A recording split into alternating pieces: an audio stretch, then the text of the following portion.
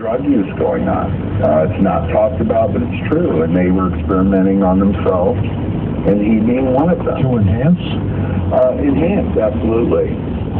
And he overdid it, and he won't admit it, but it's true.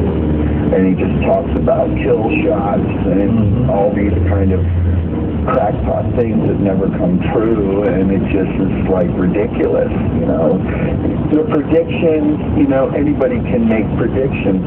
It's not that difficult, but he's just so trying to grab a headline or attention. It becomes so blatant to sell his remote viewing classes. So it's all just a scam. We had a Luciferian on some time ago who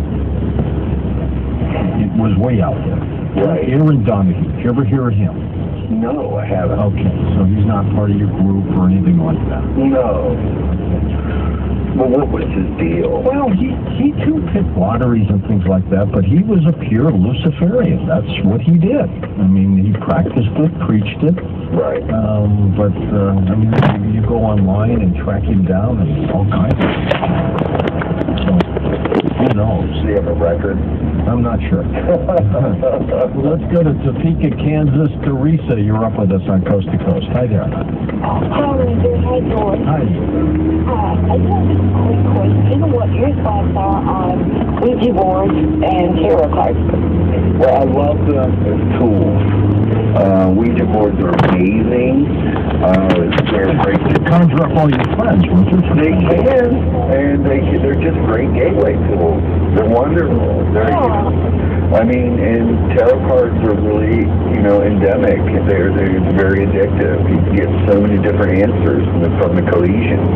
I read for thousands of people, and I get some great results. So it's really interesting. Do you go to like speaking events and things like that? Not too much, but I can if I want. Right. I usually speak at some universities if I want, but not too much. Primarily private things? Yeah. Interesting. What kind of, you don't have to tell me who, but I mean, have you gone to parties where you were the invited guest and they want the whole thing, they want a reading and everything? Yes.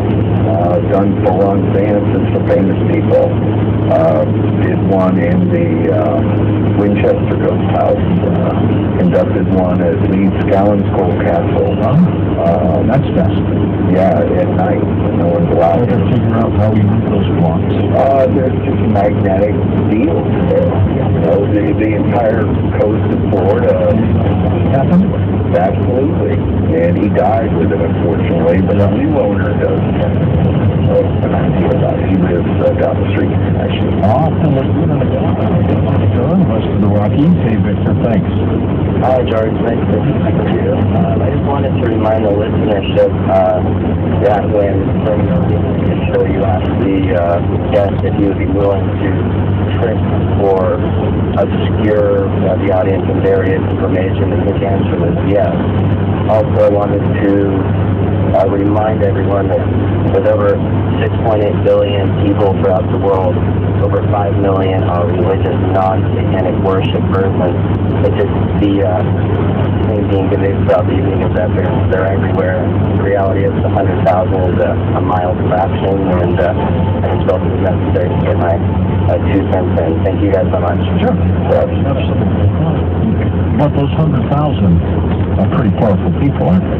They are, and they've got a lot of money, and they do a lot of influencing. But, you know, my numbers aren't completely accurate because there are people that are walking in the shoes of a Satanist, but they're not professing it. I know Christians that are more Satanist than I am, so they're just not owning up to it.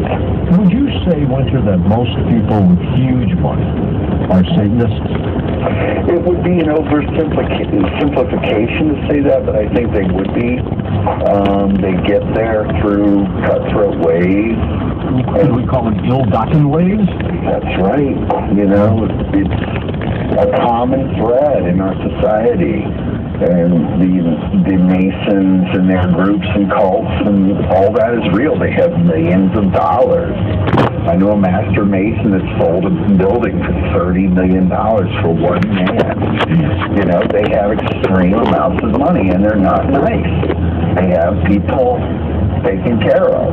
You know, I mean, look at Osama bin Laden. He has $1 billion. He's hiding in Saudi Arabia. No one can touch him. You know, that Halloween costume he wears comes off, and he puts on a $5,000 suit. I'm sure he does. You know, he's alive and well. He has so much money.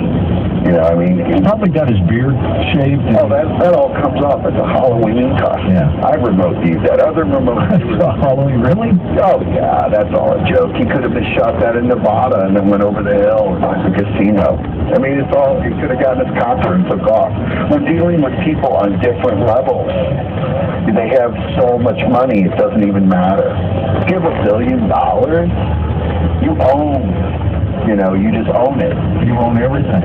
Yeah, you just disappear. Just your disposable interest a year you couldn't spend. Yeah, and he's got it. And I'm not a fan of Osama bin Laden and his group, but, you know, whatever they're into, they just have so much money, and they're just there. I mean, and he's in the kingdom, and they've insulated him. I think you're right. Let's go to St. Louis, the old back of the woods. John's with us on Coast to Coast. Hey, John.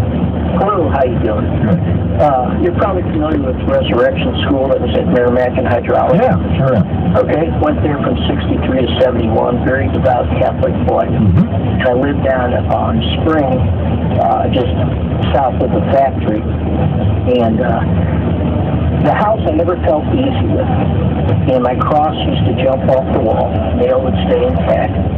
There was times that there was objects that would rattle in my mother's dresser drawer, and I'd go and find them, and my mom would be out in the backyard. And I always got a very uneasy feeling. Then about 1976 or so, when I was about 19, I was lying in bed, looking at my door. I hadn't fallen asleep, but I was just in that state where I was about to trip out. I saw a figure. It was the most hideous dark thing I've ever seen. As soon as I noticed it, it lunged through the air, hit me in the chest. It felt like a brick hit me. I don't know if it went into my body or through my body. I screamed so loud that it awoke my mother. She came running down the hall, and my voice and my throat was ripped up for 2 weeks. I kept this story inside.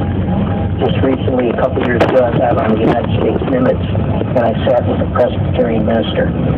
And I thought the guy was going to tell me, you know, I'm nuts, let's get this guy off the boat.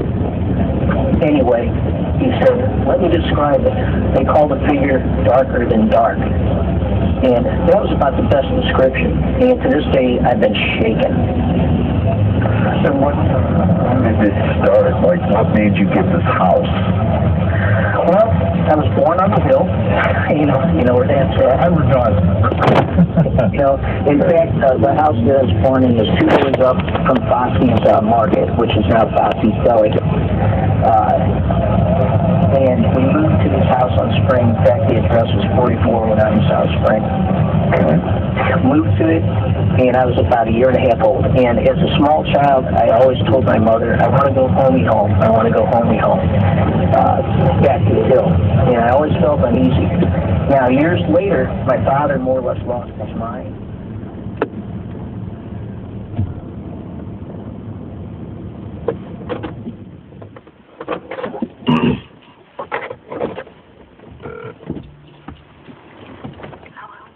Elizabeth? Hi. Hey, babe. What's up? I'm home. I'm sorry? Hold on 1 second, okay, babe? Mm-hmm.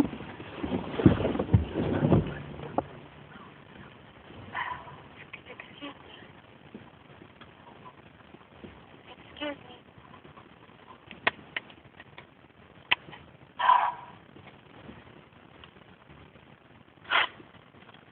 Sorry, babe.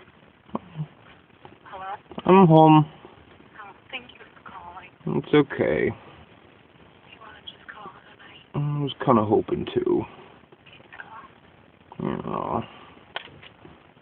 Well, I love you, baby. I love you too. I'll talk to you tomorrow. I'll talk to you too. Sweet dreams. You too. Night-night, baby. Good night. I'll talk to you tomorrow. Alright. I love you, baby.